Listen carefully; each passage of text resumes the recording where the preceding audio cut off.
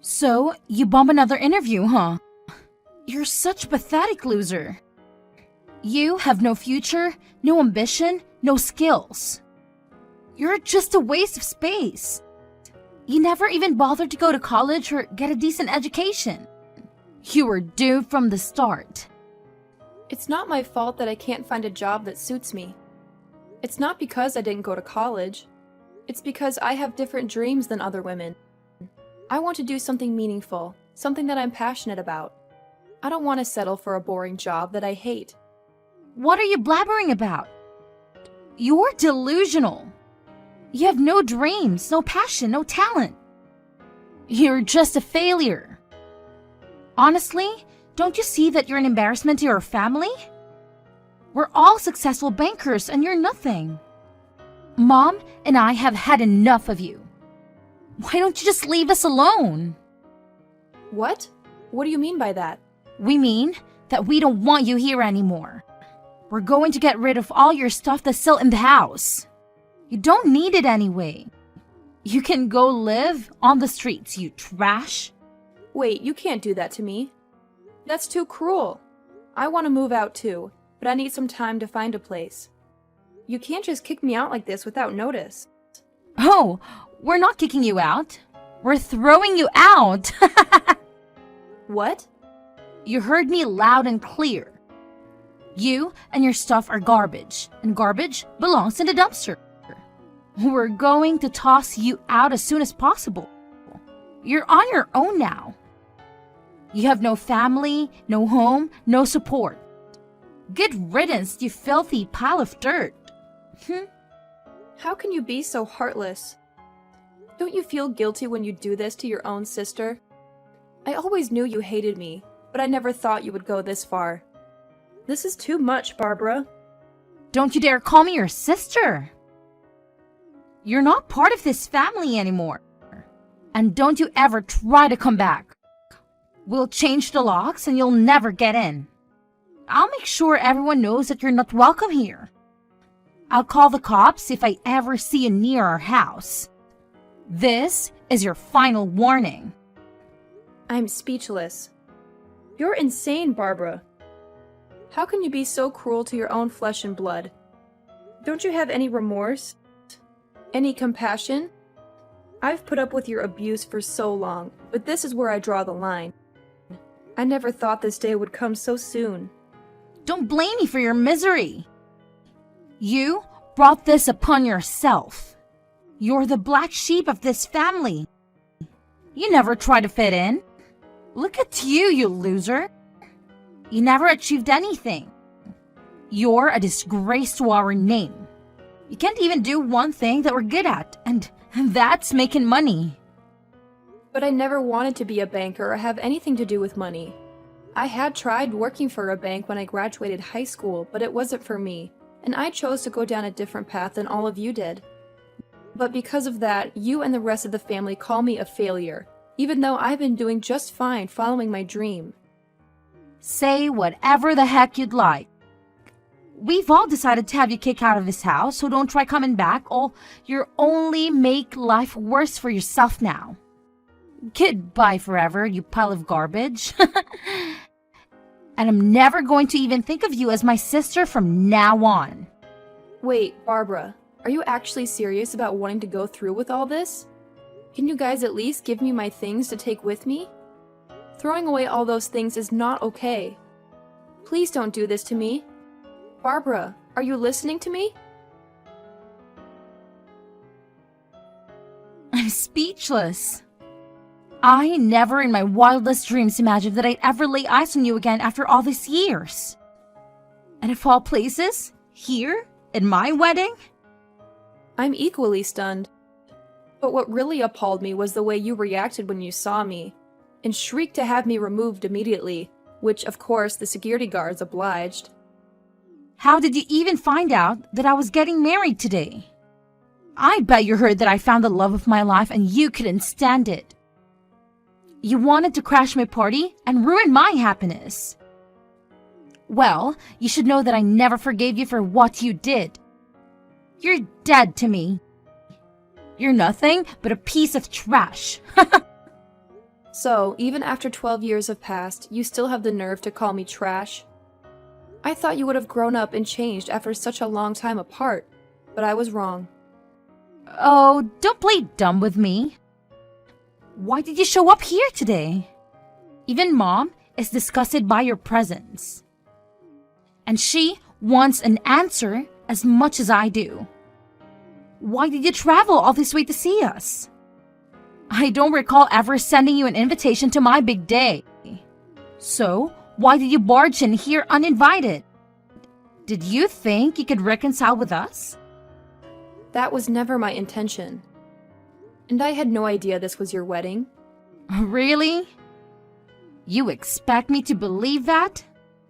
If you didn't know that today was the day I was marrying the man of my dreams, then why did you come in here all dolled up like you were trying to impress us and worm your way back into the family?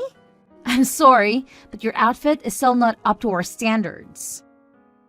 I know very well that you and Mom will never let go of your hatred for me. But contrary to what you predicted, I have not become a failure. In fact, I have surpassed you in every way.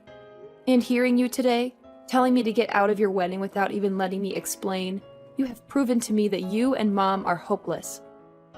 Oh, please, Lynn. Don't make us laugh. You have no right to talk to us after how low you sank. Tell me, have you really achieved more than us after all these years?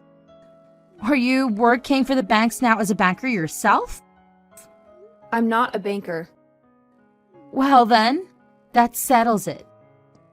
You're a failure, and you will never escape from the hole you dug yourself into. So, now, tell me why you had to show up in our lives again on my most important day.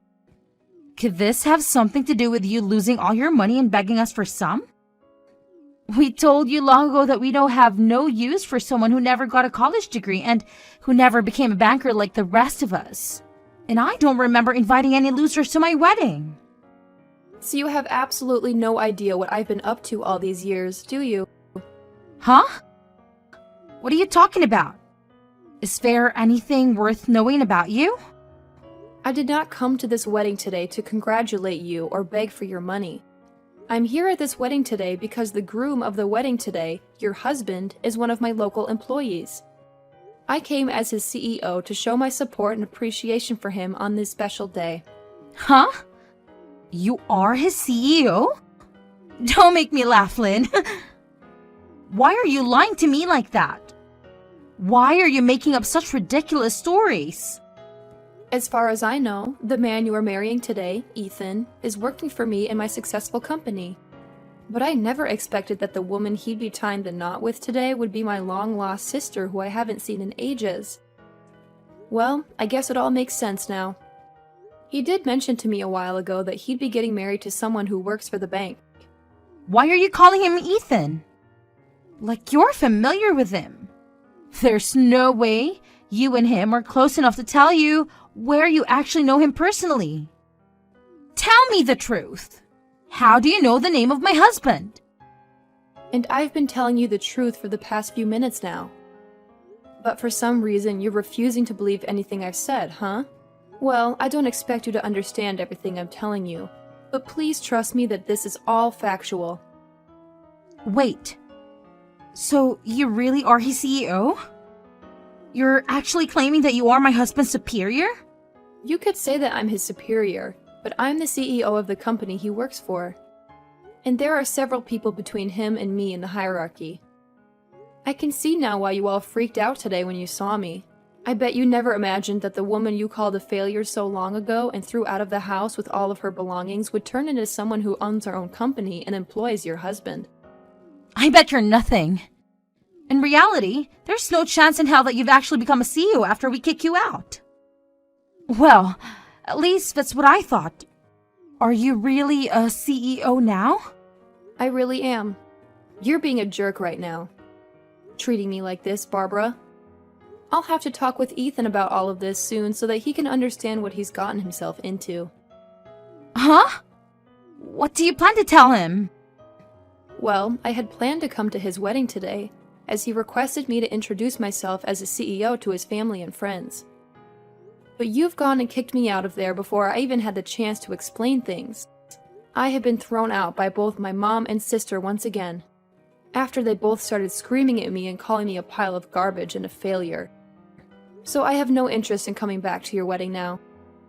I'll have to tell Ethan about this so that he knows I won't be around to introduce myself to anyone. Oh no! He did mention to me that today everyone would get the opportunity to meet his CEO. But I never guessed that it would be you when he showed me the name of his CEO. She had the same first name as you, but the last name was different. It's been more than a decade now since we last spoke. It wouldn't be unreasonable for me to have gotten married in that time span and changed my last name, right? You got married? In other words, you're saying that you found someone to marry you before I did? It's been a little over 5 years now since I had my wedding, and it was 10 years ago that I started my small company. And within the past decade, it's grown tremendously to where now I have a few offices outside the city. Ethan has been working for me for a very long time now, at least 7 years, I think. And he's even on track to being promoted into a much better position after his wedding. Hey, Lynn, I'm not sure if everything you're saying is true or not, but can you promise me that you won't say anything unnecessary to Ethan about this today? What about this would be unnecessary to him? I don't want him to think that the reason his CEO couldn't come today to introduce herself to everyone was because of me. Go and tell him that you couldn't make it to the wedding because you feel sick or something like that, okay? I don't believe you when you say you're his CEO. But this is all just to be on the safe side of things. So, if you really are, then do as I've asked. And I promise not to get any more angry with you. You understand what I'm requesting from you, right? What kind of person do you take me for? You're asking me to do all of that for you, even though you've always treated me badly and hurt me in many ways. Funny how much the tables turn when you realize that I'm not the one in a deep hole that I can't get out of, but rather you are. Let me just say this. No matter how hard you try to persuade me not to tell him, it's too late. I bet when your husband Ethan hears about all of this, he's going to blow up on you. Why would he be that upset with me? Stop talking to me about my husband like you know him better than me. Did you know that he never graduated with a college degree either? And that the only reason he has a job right now is because I gave him a chance back then? He's just like me, in a way, coming from a past where nobody respected him. And now he's going to find out that you never respected me for that same reason. What? Ethan never graduated from college? Ah, it's crazy to think that after how much you bullied me for never graduating from a college, you managed to find someone to marry you who was in the same situation as me. Well, who cares if he graduated with a degree or not after high school? He's still very young and has a lot of time ahead of him to make lots of money with that brain of his. I know for a fact that he'll never have to worry about finding work in his life because he has the perfect job right now. But the one that gave him that perfect job happened to be me. The person you bullied long ago for not having a degree. Well, I did manage to go to technical school after that. So you could say I am certified in the work I do. I happen to have the brains and ability, though, where I can succeed in life just like everyone else, without having a degree in anything. I wonder what Ethan will think, though, when he finds out that you bullied someone like him so much and kicked her out of your own family for never going to college. Wait! Stop that! I told you not to tell him anything unnecessary. He'll start to think that I'm some sort of monster of thinking and acting like that. Ah, sorry. I just told him about all of that. What? What the hell are you talking about? No freaking way, Lynn. We're supposed to start the wedding ceremony really soon. Here and now.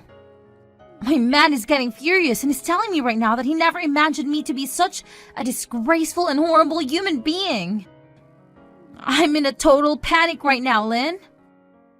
Well, you starting to panic about all of this isn't going to change the fact that you messed up big time.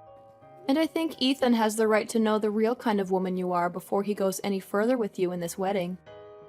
If you were going to make it any further with your antics today without him noticing, then his reaction would only be worse than it is now, where he eventually realizes the real you. I know this must hurt a lot to have happened now, but I think it'd be best if you gave up now. What do you mean? You think it's best to give up now? What the hell do you think I should be giving up on? Hold on, this is not good.